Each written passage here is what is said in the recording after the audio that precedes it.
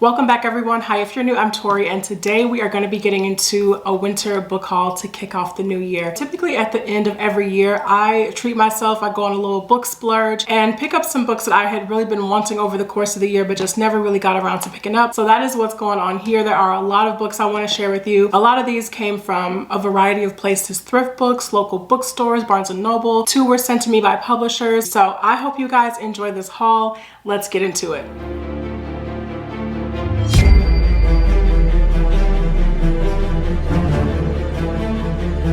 Let's kick things off with a book that sounds so good that it just might end up somewhere in my January reads after I finish Shorefall and The Reformatory. This sounds amazing. That is The Hunters by David Ragg, and this is the first book in a planned trilogy. I'm not familiar with this author, but I do believe that this first book, or this entire trilogy, is going to take place in the same universe as his first trilogy, but just, you know, different character situations, that sort of thing. So I think you can still read one without having read the other, and that's what I'm going to do with this one because it sounds amazing. But in this, we have our main character, Ree, and she has this dark and violent past. She thinks she can put all that behind her, lay it to rest, and she has settled down with her niece in this remote village. But pretty soon her past catches up with her, and these 2 groups of professional killers find her and her niece, and after that the 2 of them have to go on the run. And I believe it was my mutual on TikTok, Nils from Nils Reviews It, who put this on my radar sometime last year because I'm like, why is this on my TBR? So shout out to her for this recommendation. This sounds amazing, and again, I think I might want to squeeze this somewhere into January. The next book I picked up was Son of the Storm by Suyi Davies Okumbawa, and this is the first book in the Nameless Republic series. This sounds really interesting. This is one that's been on my radar for a while, and I just have kind of had my eye on it.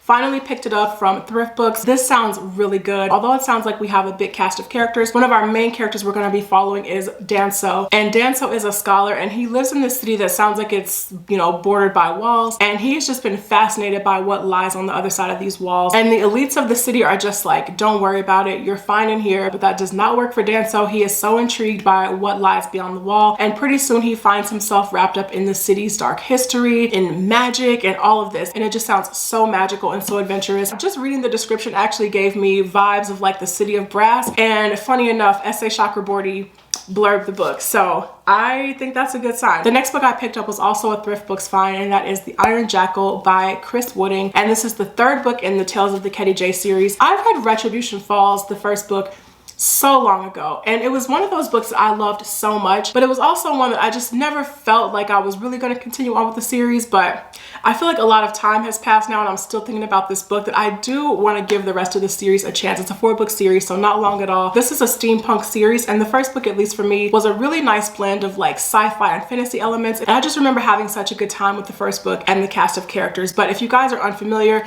Retribution Falls is following this misfit crew, and their leader is Captain Darian Frey, and he just always gets himself into some kind of trouble, is always in somebody else's mess. If I remember correctly from the first book, they are sent out to like investigate this cargo ship or retrieve something from a cargo ship, and the cargo explodes, and Darian and his crew are blamed for this, even though they did not do anything wrong this time around. So again, it was such a fun read, and I kind of miss these characters, so I think I'm going to get back into the series in 2024. Next, I have one that I'm so excited about. This sounds incredible, and that is Numenon by Marina J. Lostetter, and this is the author of the 5 Penalty series, book 1 being The Helm of Midnight, which I read and absolutely loved last year. Loved it so much, it made my best books of 2023, like the top of the list of 2023. It was so good. So that book was such an amazing blend of a lot of different genres, mainly fantasy. It's a fantasy novel, but it was pulling in horror and crime and just, you know, playing around with timelines and structure. I loved it so much. I am excited to see now though what Marina J. Lostetter is going to do with science fiction, and this sounds incredible. In this, we have this astrophysicist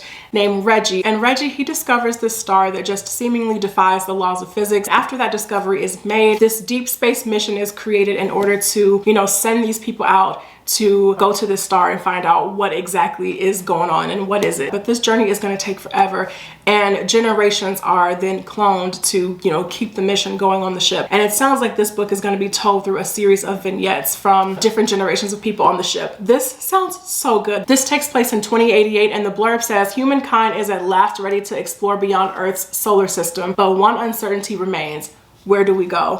And I just think this sounds so good. Then I picked up a thriller here, and that is All Sinners Bleed by S.A. Cosby. This is one that I saw going around so much last year. I've had my eye on it for a while, and recently I saw Ty from Ty's Book Corner loving this book, and I was like, I might have to check that out now. So I picked this up. In this, we are following our main character, Titus Crown, and he is the first Black sheriff in the history of Sharon County, Virginia. And this is not a town that experiences too much crime, but within a year of Titus being on the job, this student murders his teacher, and then one of Titus's deputies turns around and murders the student, and the investigation just begins to spiral out of control from there. So that is all I know about this. That's all I want to know about this. Going into it, this will be my very first read from S.A. Cosby, and it just sounds really good, so I hope I get on with this book. Then I picked up another fantasy from Thrift Books that I've had my eye on for a while, and that is The Black Coast by Mike Brooks, and this is the first book in the God King Chronicles. This sounds really interesting. We're following citizens of the Black Keep, and this is a place that is just kind of used to having to defend themselves from raiders and people coming to their shores. One day though, they spot ships on the horizon and they just think they're going to be raided again and it's just going to be chaos. Actually, the people coming to their shores now are fleeing their own homeland and are going to need some help. And that is all I know about this. It says that there are war dragons in this, fearsome raiders, and a demonic warlord on the rise. And it just sounds really intriguing, so I'm going to give this one a try and see what I think. Then I have two books that were sent to me by the publisher Head of Zeus. And actually they were sent to me because Head of Zeus, which is this British indie publisher, they have merged with Bloomsbury USA, and they sent me these two books as like a little sneak peek for what their sci-fi and fantasy lineup will, you know, entail going forward. So the first book I got was a fantasy book. It's called Sons of Darkness, and this is by Gaurav Mohanty. This sounds really dark, and I'm looking forward to seeing how I get on with this. We are following characters who are a part of this republic called the Mathorn Republic, and they have just been beaten down so much over the years by the Empire. And we have characters who have just tried everything they can to defend this republic, and it just seems like nothing is going right. We also have a character in here who is a pirate princess who we're following, and we have another kind of mysterious character who just wants to leave his brutal past behind him. This sounds really interesting. I can't wait to see how all these characters' paths cross, and I'm really looking forward to getting into this one. And then the other one that I was sent was the sci-fi sneak peek, and that was Quantum Radio by A.G. Riddle. And I've heard of A.G. Riddle, but this will be my first experience with this author. But in this, we are following a scientist at CERN, and specifically he's a quantum physicist, and it sounds like he discovers this pattern that's being broadcast over what he's calling a quantum radio, and this, you know, signal that he's getting, it could be a breakthrough that may answer questions about humanity's existence. And this sounds like it is going to be an epic sci-fi read. It's just about 500 pages, so there's going to be a lot going on in this. I can't wait to see how I get on with this book. Next, I picked up a book from Barnes & Noble that I see quite literally every time I go in Barnes & Noble. I walk right past it all the time, and finally I was just like, you know what, it's treat yourself end of the month, and that is The 1,000 Deaths of Arthur Ben by Tyler Whitesides, and this is the first book in the Kingdom of Grit series. This sounds like a really interesting blend of a lot of different things. It kind of reminds me of The Lies of Locke Lamora, and then another author blurbed it and said it's Mission Impossible but with magic dragons and a series of heists that go from stealing the crown to saving the world. So it sounds like there's a lot happening here, but in this we have our main character, of course, Arthur Ben, and he is a thief, but he is not an ordinary thief. He is used to like pulling off these really big heists. In this, he's gonna pull off his most daring heist yet, and that is to steal something from the most powerful king that the realm has ever known. From there, this is when things start to spiral out of control. From there, it says that Ard and his team might just be the last hope for human civilization. So that just sounds like it's gonna go from 0 to 100 real fast. But yeah, first book in a series. This has had my eye for quite a while, and I finally just caved in and bought it, and we'll see how I get on with this. The next book I picked up was The Witcher Season of Storm, and this is the last book in the Witcher series that I needed in this particular edition. I mean, I do have The Last Wish in a different edition, but otherwise I have the entire Witcher series, which I'm really happy about, and I'm still making my way through this series and enjoying it. I'm currently on Baptism of Fire and going to continue on with that pretty soon. And this one in particular is actually just a standalone adventure that takes place within the Witcher universe and within the story. So I will definitely be getting to this one whenever I wrap up the main series, but I'm happy to finally have all of them now. Then I picked up another sci-fi book from Thrift Books, and that was Nofek Gloss by Essa Hansen. This sounds really interesting. We are following our main character, Caden, whose planet was destroyed, and it sounds like he kind of allies himself with this misfit crew of aliens, and he is just waiting for the proper moment where he can finally strike back against those who have done him wrong and his planet wrong. And it just sounds like a really epic sci-fi revenge revenge story. It says, enter a universe of daring space battles and impossible technology, a universe where whole planets can be destroyed in the blink of an eye, and where the galaxy's most valuable substance, Nofek gloss, is in the hands of one young man who will tear it all down. Sounds kind of dramatic, but I'm into it. Next, I picked up The Quantum Thief, also from Thrift Books, and this is by Hanu Rajaniemi. I'm not going to go too much into the description of this because it sounds absolutely wild, but in this we have our main character, who is Jean Le Flambeur. He just sounds like he's been a criminal his whole life. And I'm just gonna read you the first sentence of this description. It says that Jean Le Flambeur gets up in the morning and has to kill himself before his other self can kill him first. Yep, that's what's happening here. Next, I'm going to talk about this one pretty quickly. I picked up The Exiled Fleet by J.S. Dews, and this is the second book in the Divide series. I've been thinking that this is going to be a duology, but there's actually going to be a third book coming, so now it's a trilogy. This is book 2, and I read the first book, The Last Watch, last year, and really enjoyed that. I had a good time with it. I enjoyed the cast of characters, and so The Exiled Fleet is one that I would like to carry on with pretty soon. Next, I picked up Generation Ship by Michael Mamet, and this is a book that's had my attention since it came out. I'm really happy to finally have this now. This is a standalone sci-fi novel, and it just sounds so good. This takes place in 2108, and we have the colony ship Voyager, and it has just left Earth for the planet of Premissa with 18,000 of the world's best and brightest on board. And as Voyager begins to approach the new planet, they send out these probes, but they're not getting any data back from the planet, and that's already a little bit concerning, obviously. But from there, it just sounds like the culture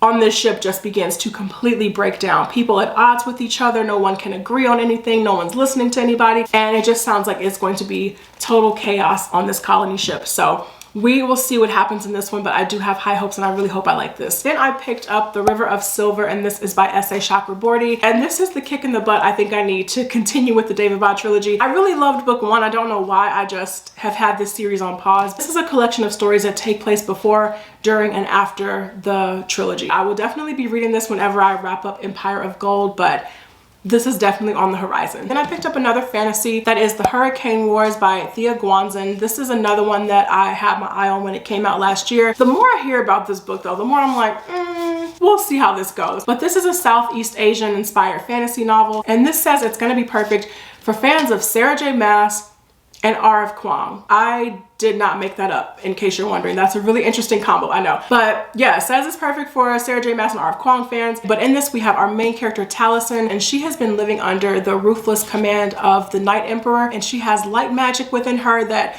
no one knows about because it was banned all these years ago. So that's her story. And we also have another character who is the son of the Emperor, and the two of them are somehow gonna cross paths.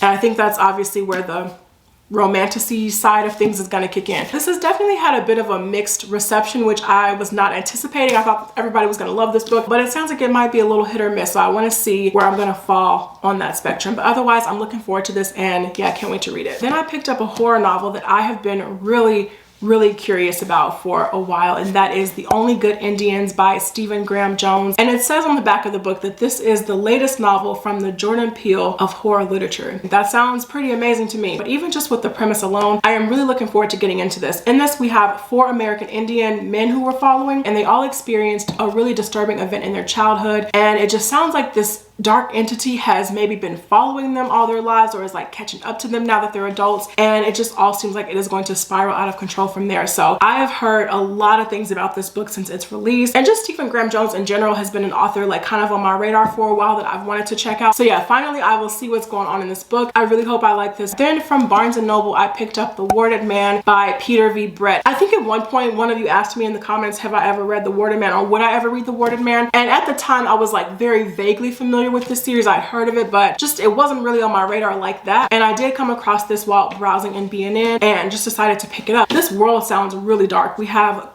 these demons known as Corlings, and it just sounds like they are running amok. They are destroying humans. They're getting behind the wards that humans have created, and it looks like the magical wards now that have been keeping these demons at bay are kind of failing, and we have characters who are finally brave enough to venture beyond the wards, take care of business, and fight these demons. I don't know anything else about this series. I always had kind of like a vague working knowledge of it, but never really knew what it was about. So I'm gonna give this a chance. we'll see how it goes. Then last but not least, I have a book here that my cousin got me for Christmas, which was just so incredibly sweet. And that is Tupac Shakur, the authorized biography by Stacey Robinson. I cannot wait to get into this. I grew up listening to Tupac because of my mom and cousins. I feel very familiar with him, like in terms of being an artist, but just the description of this says, Tupac is one of the greatest and most controversial artists of our time. More than a quarter of a century after his tragic death in '96, at the age of just 25, he continues to be one of the most misunderstood, complicated, and influential figures in modern history. And this biography, it says, pulls from exclusive access to Tupac's notebooks, letters, uncensored conversations with those who loved and knew him best. And this is a state-authorized biography that paints the fullest and most intimate picture to date of the young man who became a legend for generations to come. So this is amazing. This is such an incredible gift, and I cannot wait to get into this. So that is it for me, you guys. Thank you all so much for watching this video. I really appreciate it. Let me know down in the comments if you guys have accumulated any books recently, whether you bought them or borrowed them from your library. Let me know if you've read any of these that I've shown throughout the video today. I want to hear about that too, and I will see you guys in the next video. Take care.